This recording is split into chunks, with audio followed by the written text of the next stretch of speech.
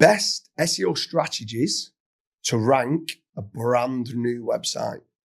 Today I'm joined with Craig. So if someone's got a brand new website and they're looking to try and rank it high, whether it's in Bing search or within Google search, what's the first recommendations and strategies that you'd be looking to do? I would need to understand whether they were going to start super local or it was nationwide. But, certainly if you're going for new website, new business and everything, you're going to start super local. So, go and get your citations, your GMB and all that kind of crap set up would be the first thing I would say to anyone, because I think there's phenomenal amount of traffic still to be had from GMBs, relatively easy to manipulate and rank for. So that would be the first thing I would do is, get someone on board who can nail that first and foremost. But obviously there's so many other things you can add to that. So I'll let you. Yeah. So obviously from there, then I would define the entity. So who are you? I'd create the about page exactly explaining who you are, what you do, the founded date, who's the founder of the company, whether people want to call that EAT signals or whatever. It's just defining who you are and what you do and why you're freaking awesome. And then from that, then you can then use that article and use that about page and be sending that out to different kind of link builders and stuff like that. So once you've defined the entity on your website, obviously you can start doing it on third-party type websites. What would be the start? So we've got the Google business profile. Yep. We've defined the entity. What would be the next step then? Would you be then looking to build like blog post pages or do links, or like what would be the next thing with what you'd be trying to do? Again, you could do either or. Like, I think depending on your area, I would probably go with content first, because you can argue there's no point in building links to content that's not there. So that's why I would do that.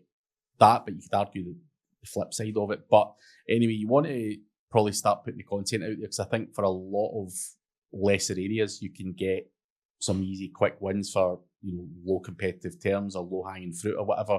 I think smashing out the content would be one of the would first you things. How aggressive would you go on the content? Let's say you've worked out a plan and there's 150 pages. Yeah. Would you at launch create all 150 pages and launch and go boosh, it's all there? Or would you drip feed it and build up article velocity? Like, how would you go about doing? Would you maybe only do one cluster and maybe only do 30 pages, one specific service and all the supporting documents for that one service? Or how would you do that from a semantic point of view? I would always do it bit by bit, probably cluster by cluster. I just think going out there and spanking out 150 pages off the bat, one, your website's got no real power, trust, or authority at that point. So I don't think it's going to do much for you at that point.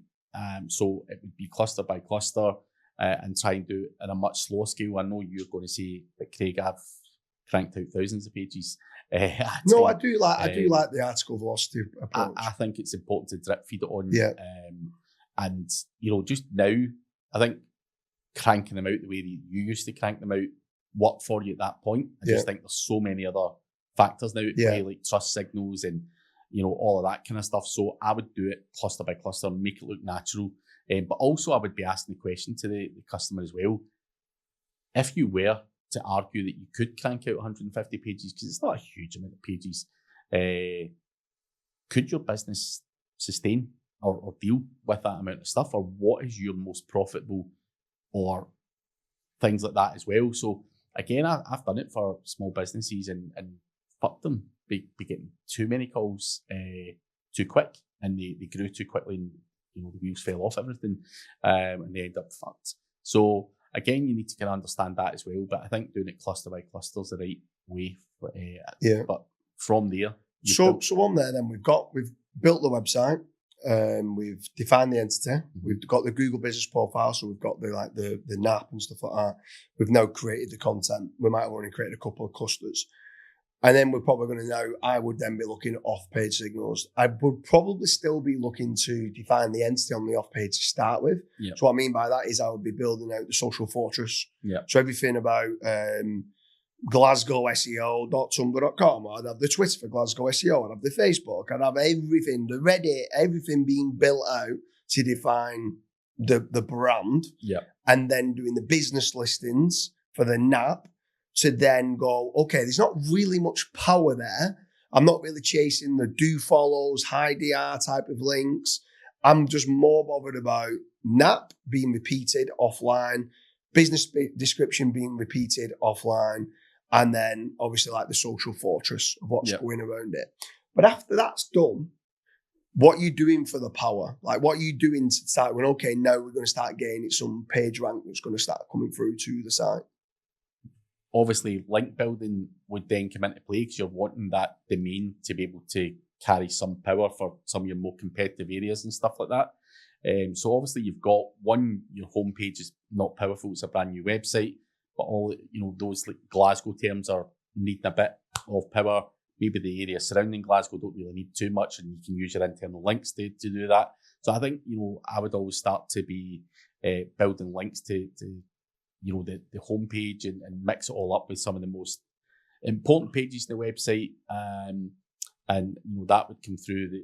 You could argue all day long that your citations are not very powerful. They're doing something else for your GMB and some trust signals and all that kind of stuff. But we're really trying to build some power at that point, and that can be through guest posting,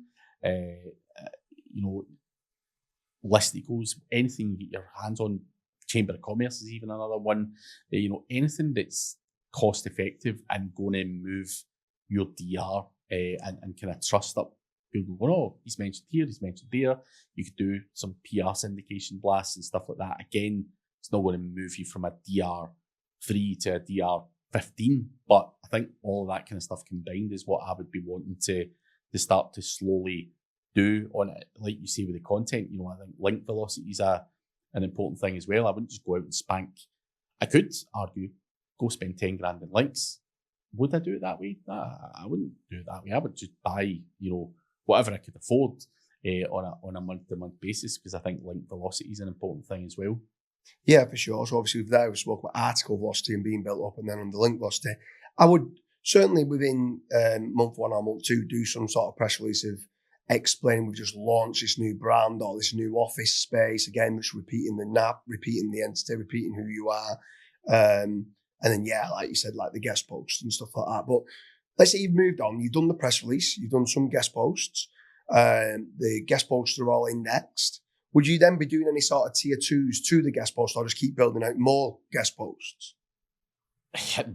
That depends on, the answer is all within what your competition are doing. So do I need to? Do I need to go to that cost of doing tier 2s or whatever it may be? Is everyone else doing it in my space, or am I missing something else?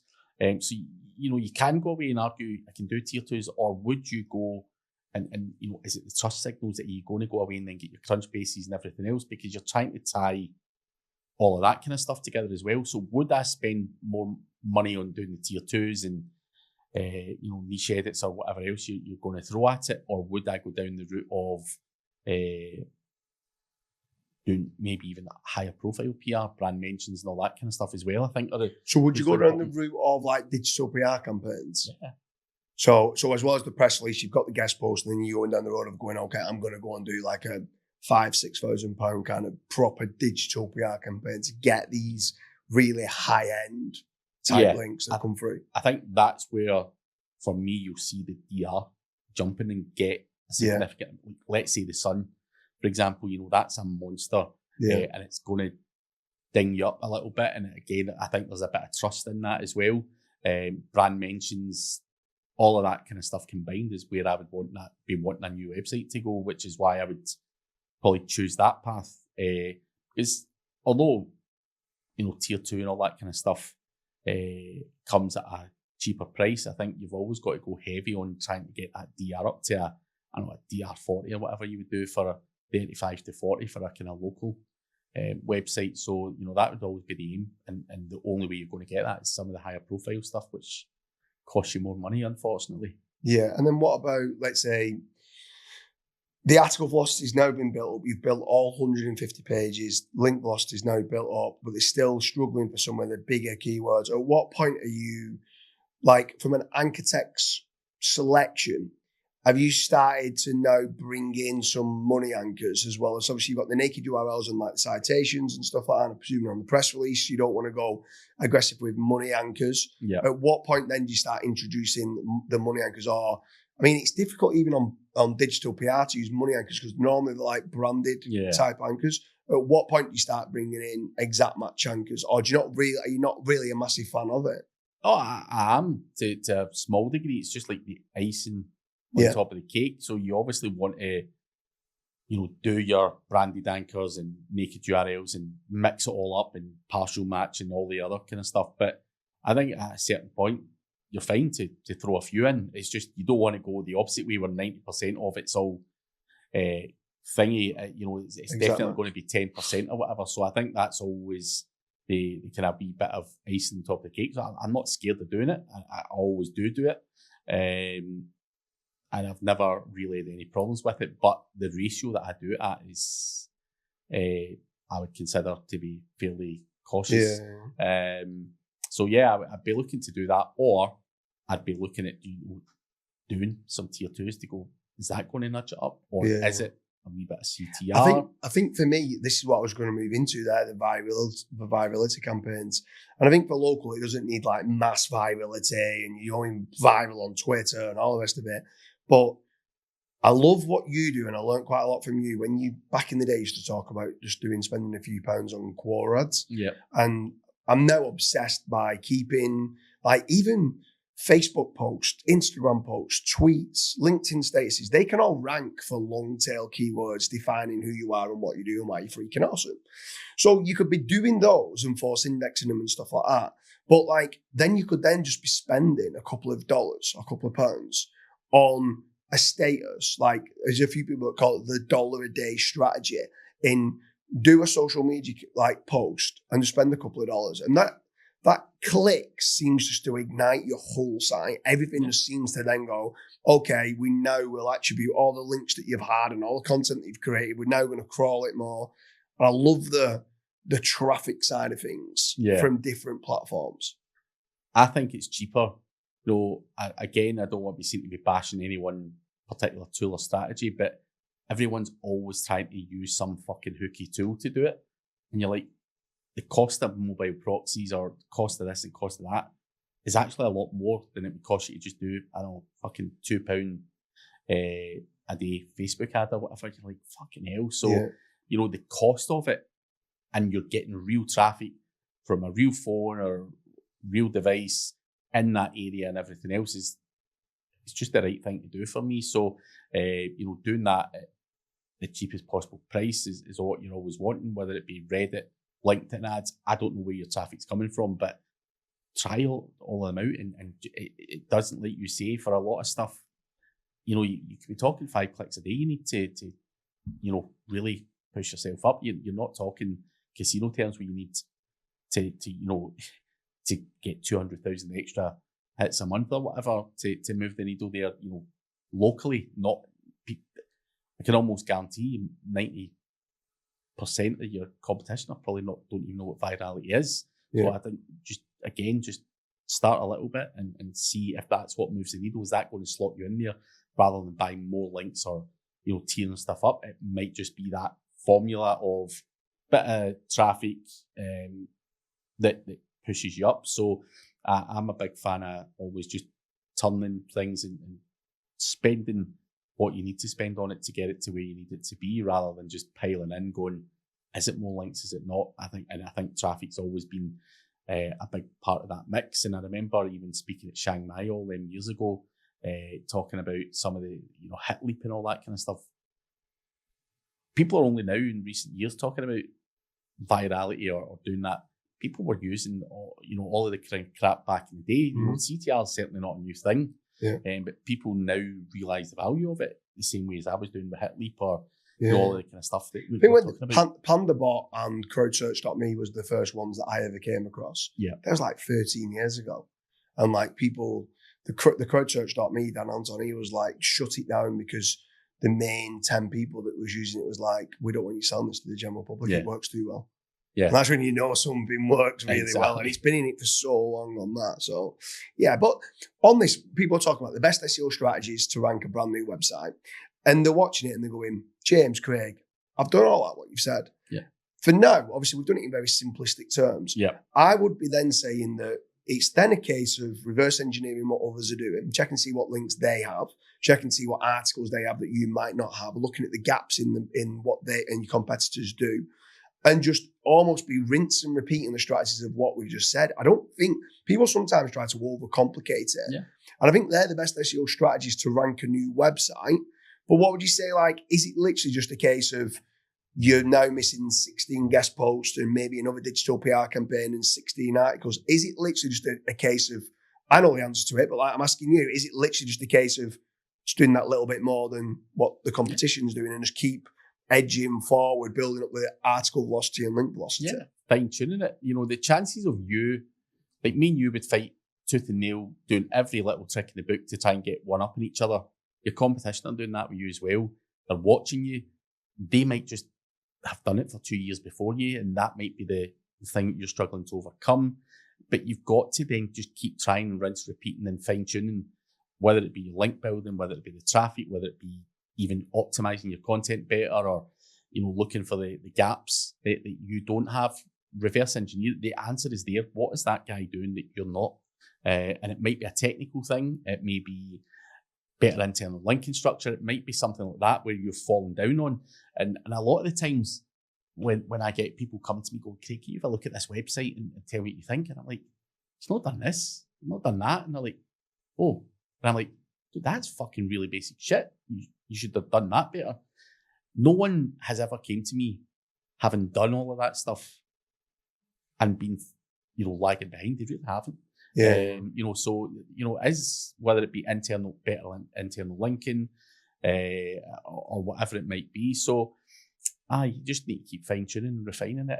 And like I said to you before, see, my mentality is, see if you've got 16 guest posts, I'm getting 17, and I'm going to fucking beat your ass one way or another. And if I can't, I'll try from that angle, and I'll buy more niche edits, and I'll power this up, and I'll try that and try that and try that until I get to where I need to be.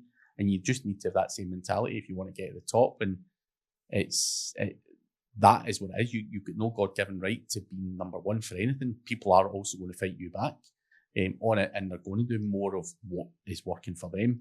So you've got to bear that in mind. You can't just go and just take over any niche. The competition are going to be doing more than you as well. So a question on the brand new websites. They're looking to rank a brand new website. We've told them now the best SEO strategies. But should they be choosing a branded domain, a partial match domain, a PMD? Should they be looking at an EMD? Like, which ones? Or would you then be saying, do you know what? I feel like you probably should be, if you know it's a profitable service, trying to do maybe one of each, like a PMD, an EMD, and a brand. Yeah, I don't think there's any right or any wrong. You know, I could say build a brand because it's a sellable asset. No one wants to buy Builders Glasgow, for example. It's kind of small, shitty business that, you know, you want to try and build a corporate brand, long-term, you know, a nationwide service or whatever. So you don't want to be doing that. But do exact match domain names work? Absolutely. Do exact match domain names get trust from a LLM perspective? Absolutely. So there's so many counter arguments there where I'd be saying, well, if we know exact match domains work and they're trusted by LLMs, why don't you have a brand and an exact match domain name to you're collecting double the data, you're getting double the traffic, double the leads, double, you know, everything else. So again, I would be looking at it going, I'm fucking doing the two of them because I can't pick one over another. If you say to me, Craig, it's got to be one or the other, I'd be going, I mean, that could change. So exact match domains used to work really well back in the day where you literally threw a page of content up. Then Google dialed down the importance of, or the power or the weight or whatever you want to call it, on exact match domains to the point where it really didn't count for shit. And I think that's been dialed back up slightly. I'm not saying it's the be all and end all, but certainly from an LLM perspective and everything else, they seem to trust it more. You know, even with me, I've got a shitty website that's not even finished, craigcampbell.co.uk. That flags up my knowledge panel over my website that I've had for years and years and years. That's a much higher DR because for me, it's an exact match domain name and it's my name. And Google have automatically trusted that as a source of information for me. So I think the proof's in the pudding with that one. So again, if you forced me to say one or the other, I would struggle to pick. I would just say I have to. Yeah, I would say run both, and I think EMDs work brilliant in Bing. So as it works brilliant in Bing, then it feeds ChatGPT. So my question to you would be, if you had an EMD, is there anything you would do different to when you're starting out this new website? And would it be, I mean, for me, probably the only difference would be potentially slightly would be being even more aggressive on the branded anchors. Yeah. That's the biggest difference. Everything else would almost be the same. Yeah.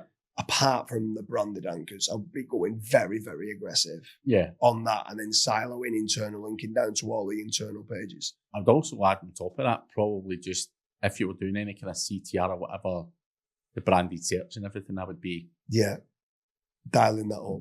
Yeah, as well. So yeah, I'd probably be hammering the fucking shit out of them on a bigger scale.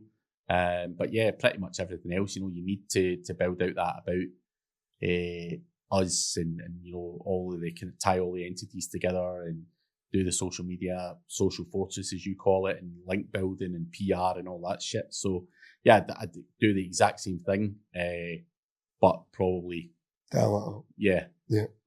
So anyone who's watching this, hope you like the best SEO strategies to rank on a brand new website, but also an EMD website. Craig, it's been an absolute pleasure. Cheers.